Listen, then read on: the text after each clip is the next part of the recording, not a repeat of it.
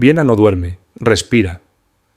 A finales del siglo XVIII, la ciudad es el corazón musical de Europa, un lugar donde la belleza convive con el control y donde la música es, al mismo tiempo, arte y disciplina.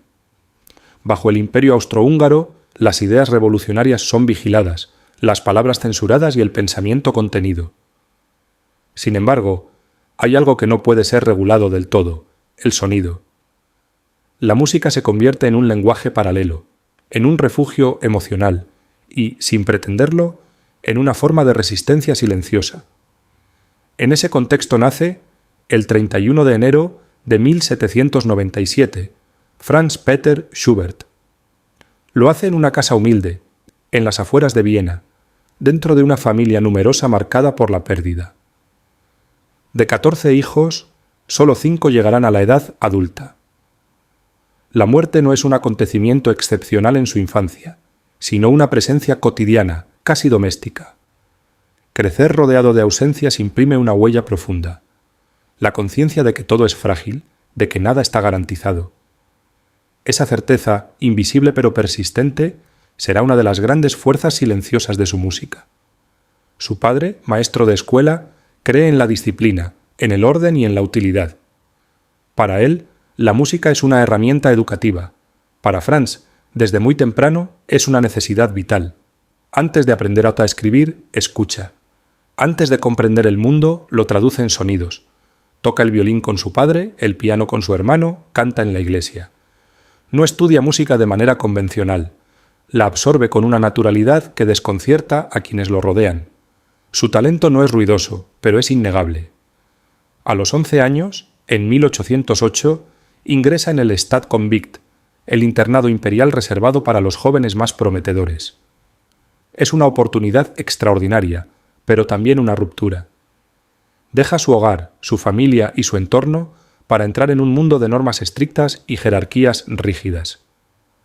Allí descubre las grandes obras del pasado, estudia a Mozart, a Haydn y, sobre todo, vive bajo la presencia imponente de Beethoven, que aún camina por las calles de Viena.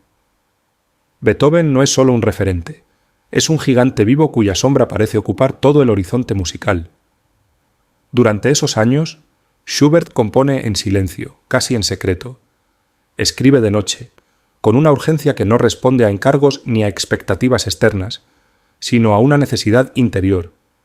Sin embargo, su voz cambia, el cuerpo crece y pierde su lugar en el coro. Con ello, pierde también la protección del internado. El imperio no lo expulsa con violencia, simplemente deja de sostenerlo. Regresa a casa transformado, consciente de que ya no puede volver a ser solo un hijo obediente ni un estudiante aplicado. El camino que se abre ante él es incierto, se espera que enseñe, que trabaje, que se adapte a una vida estable. Pero para Schubert la música ya no puede ocupar un segundo plano. Elegirla significa aceptar la precariedad, la inestabilidad y el anonimato. Viena sigue siendo el centro del mundo musical, pero es también una ciudad saturada, competitiva y poco indulgente con quienes no encajan en sus moldes. Schubert no tiene una casa propia. Vive donde puede, hoy en una habitación prestada, mañana en el sofá de un amigo. Su vida material es frágil, pero su mundo interior es inmenso. En 1814 ocurre un punto de inflexión. Schubert compone Gretchen am Spinnrade, un poema de Goethe transformado en música. Aquí sucede algo profundamente nuevo. La música deja de acompañar al texto y comienza a habitarlo. El Lied, la canción artística alemana, deja de ser decorativo para convertirse en un espacio psicológico. No escuchamos a Gretchen descrita desde fuera, escuchamos su mente, su deseo, su obsesión. La música no ilustra, encarna. Con Schubert, el Lied se transforma en un retrato del alma humana. A pesar de esta revolución silenciosa, el reconocimiento no llega. Los editores dudan, las oportunidades escasean y Goethe, a quien Schubert admira profundamente, nunca responde a sus cartas. Ese silencio, más que un rechazo explícito, se convierte en una forma de negación que pesa y desgasta. Sin embargo, Schubert no está completamente solo.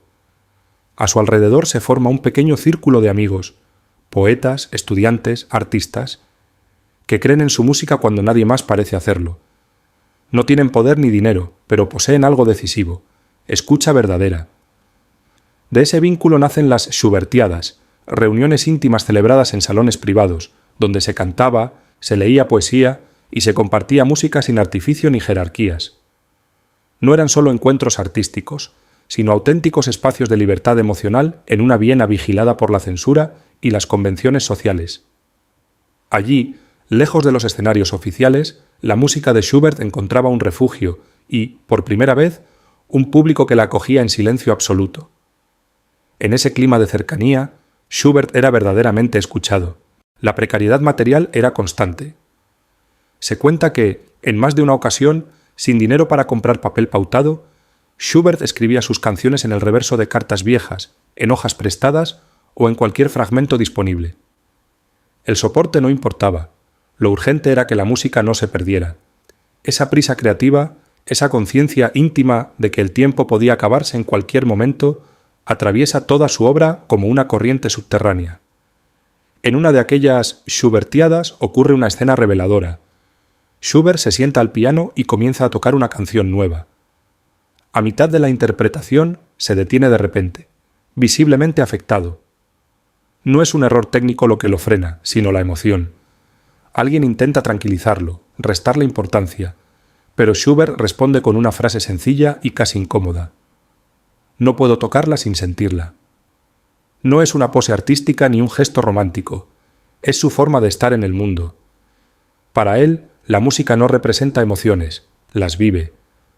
No interpreta sentimientos ajenos, expone los propios.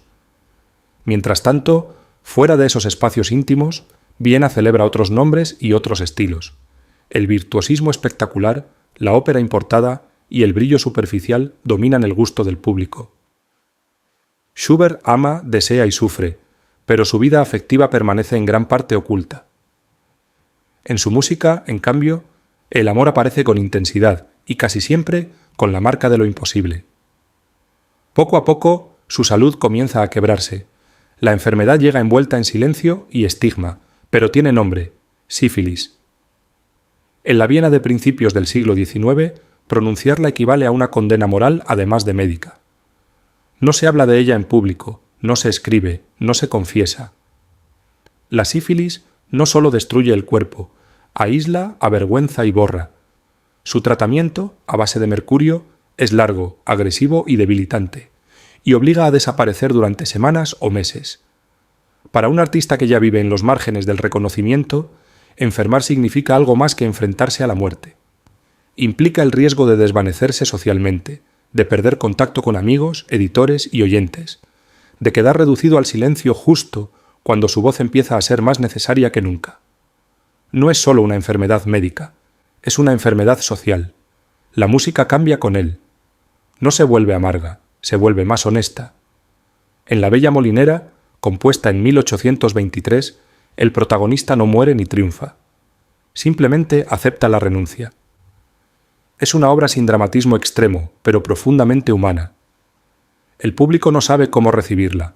Busca espectáculo, no vulnerabilidad. Schubert vuelve a quedarse solo con su obra, escribiendo con la sensación de que el tiempo se acorta. En esos mismos años de madurez creativa, compone algunas obras que paradójicamente lo harían inmortal mucho después de su muerte. En 1825 escribe el Lied que hoy conocemos como Ave María. Originalmente parte de una serie de canciones basadas en un poema de Walter Scott. No fue concebido como una obra religiosa, sino como una plegaria íntima, casi humana, cargada de consuelo y recogimiento.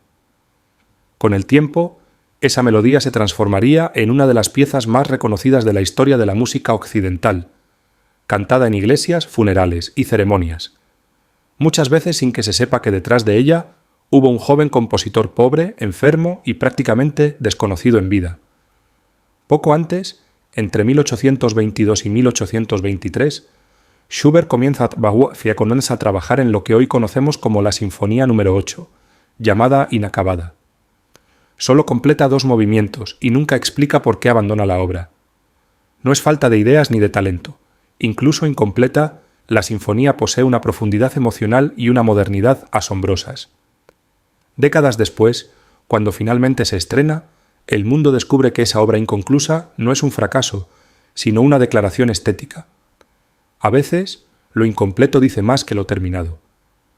Como gran parte de la vida de Schubert, la sinfonía queda suspendida, abierta, vulnerable, y por eso mismo, eterna.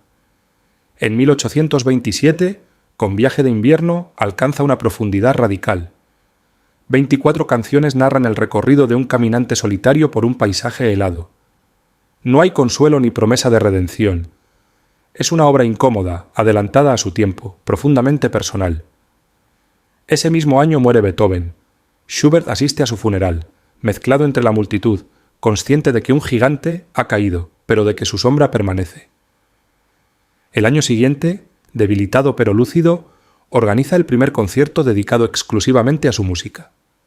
No es un acto de ambición, sino de necesidad. Quiere saber, antes de morir, si su voz puede existir más allá de los círculos privados.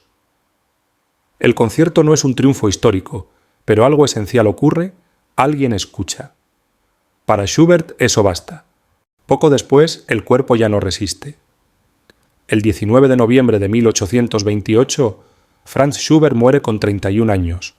Sin fama, sin fortuna, pero dejando más de 600 obras que el mundo aún no se ha aprendido a escuchar. Es enterrado cerca de Beethoven, como deseaba. Décadas más tarde, su música emerge. Sus Lieder, sus sinfonías y su manera única de habitar la emoción humana encuentran finalmente su lugar. Schubert nos deja una lección profunda y, a la vez, incómoda, que no toda grandeza es ruidosa, que la vulnerabilidad también es una forma de valentía y que, en ocasiones, la eternidad comienza en voz baja.